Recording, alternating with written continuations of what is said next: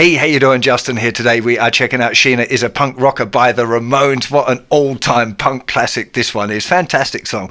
Lots of vibe going on here. With this sort of music, it's much more about getting the vibe on than it is trying to get things right.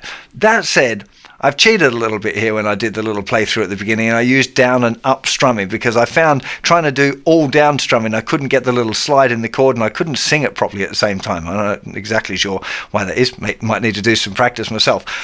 I'm going to show you both approaches to the rhythm because the original one with all the down strums has a lot more energy, a lot more vibe, but it's also kind of difficult to be doing that many down strums that you got to be kind of jumping around a little bit, which a little bit weird looking in a guitar lesson. But for a stage thing, I'd definitely be going for the all down strumming approach. So let's get to a close up, check it out.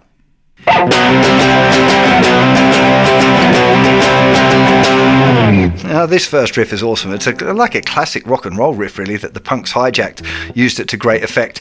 We're starting with a B power chord, so first finger in the 7th fret, you play a down strum, slider up to the C, down, up on the C, then up, down, up, okay? 1 and 2 and 3 and 4 and 1 and 2 and 3 and 4 and down, slide down, up, down, slide down, up, down, slide. Notice that my arm is moving up when I'm doing the slide, but I'm not playing. Okay? I just want to keep the hand moving all the time. Down, up, down, down, down, up. Now, if you want to go for the true Ramones approach, you'd be doing all down. So down, slide down, down, down, down, down.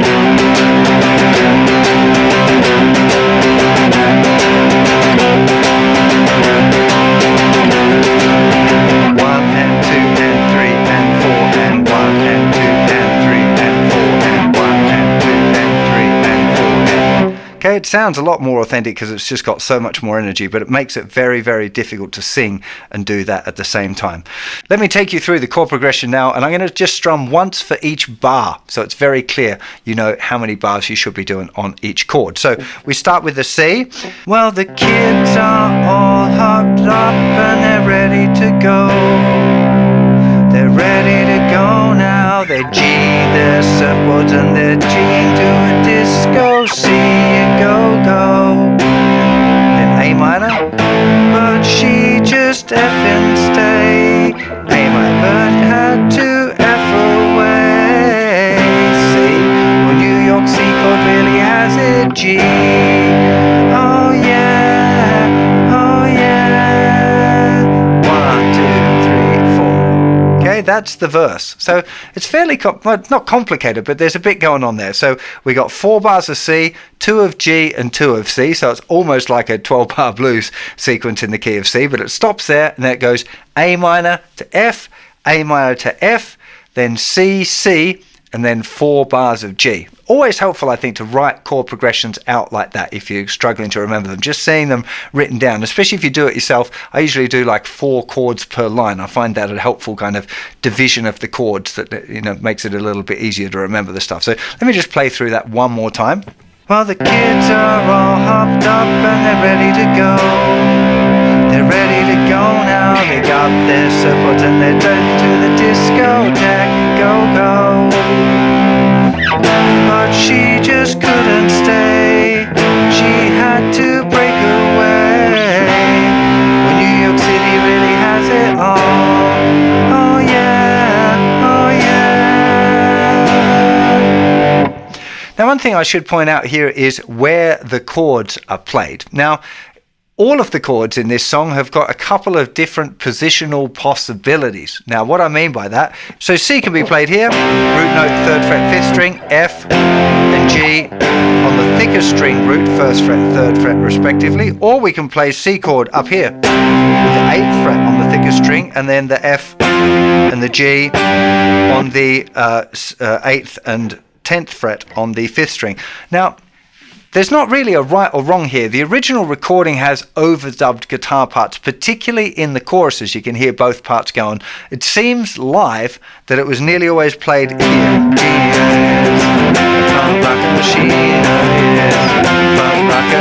But on the record, I can definitely hear that low. Sheena is, Sheena. Now, because they're both there on the original recording, you can choose to be like, I want to play it like it was played live and then play it further up the neck, or you can choose which one kind of works better for you, and that's what I've done. So a lot of these times, like I'm using C in both the places, and it doesn't really matter. You could try and do all one part or all the other one. It's up to you a little bit here to figure out which one you think sounds best and which one feels the most comfortable, and try and combine them to whichever. You can choose the ones that always sound good but might be a bit harder to play, or the ones that are always easier but don't sound as good. And I think the real balance is somewhere in the middle there. It depends on your personal preference, I guess. I've gone for the ones that I feel sound good in the song. Doesn't really matter. Okay, let's get into the chorus. So the chorus is quite simply C for a bar, F, G.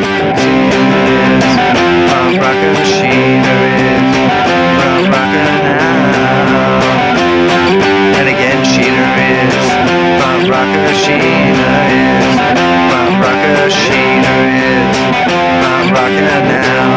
And the last time it stays on C, punk rocker, punk rocker, punk rocker.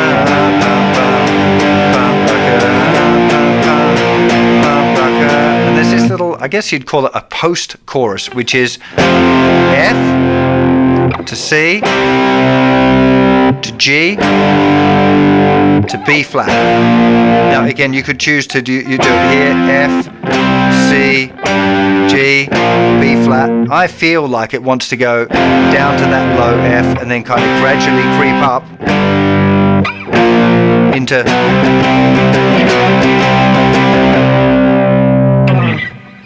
So here we go. Sheena is, punk rocker, Sheena is, F, G, C, F, G, C, F, G. Second time through. C, F, G, C, F, G, C, F, G, C.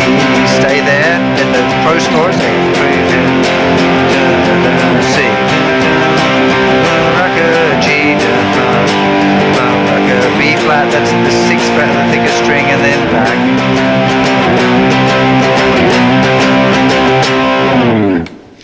And that's pretty much the whole song. So it repeats the verse and repeats the chorus. There's a little part where it just plays a little intro riff. There is a little break in between, and it fades out on the chorus. That is the whole song. So problem areas that some of you are going to find. The first one will be muting strings, because there's a lot of 5th string root ones. If you're new to power chords, you're going to find that you've got to make sure that you mute that thicker string there with the tip of your first finger, and the underneath of the strings are muted as well all the time. G chords, you only want to hear with power chords the notes that you're supposed to hear. You can choose to have open strings later on, but when you start out particularly, just focus on getting the 2 or 3 notes that you're using in the power chord, and they're the only ones that you can hear. This is particularly important if you're doing this strumming like I'm doing here. I'm not just playing the chord. I kind of can, but it's a lot easier to make a bigger motion, but those thinner strings, they have to be muted, or it's really, really going to go pretty wrong. A second thing that I think people will struggle with is doing the all-down authentic Ramones high energy picking. If you decide to go for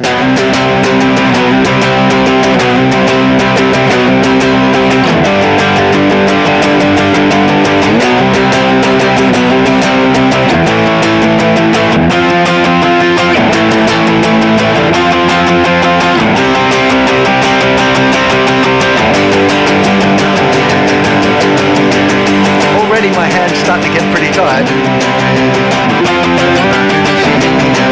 Now, in a punk song, does it really matter if?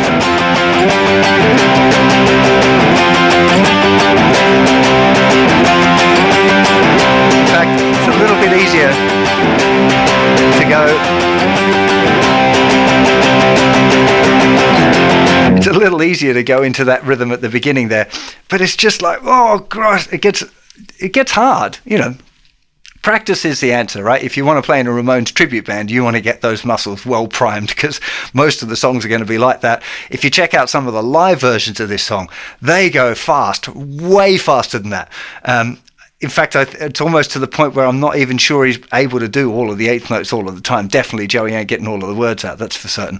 Ramones are one of those bands that I learned a lot from as a teenager. Most of their stuff is relatively easy to transcribe. It's mostly power chords based, so I definitely would encourage you, if you're into the Ramones, to go and just listen to a bunch of their songs, find one that grabs you in, see if you can work it out on your own. Learning to work out songs by ear is a super, super useful skill. I think it's like possibly the most important guitar skill that you can develop, because it gives you a whole heap of other benefits that might not be immediately apparent. It improves your ear, it improves your rhythm, it improves your listening skills. There's a whole heap of stuff going on there. So if you're a fan of the Ramones, do maybe have a go, after you've learned this one, of learning one other Ramones song on your own.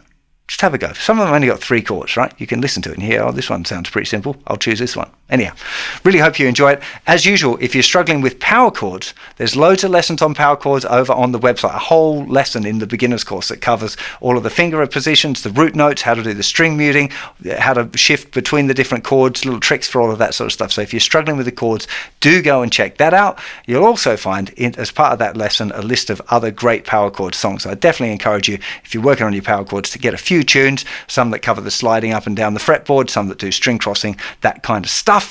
Hopefully I'll see you for another lesson very soon. Don't forget to subscribe to my channel, hit the bell icon if you want to get notified when I've got new lessons coming up. Always appreciate you slapping the like, and let me know in the comments what's your favorite Ramones song. I'll see you for more very soon. Bye bye.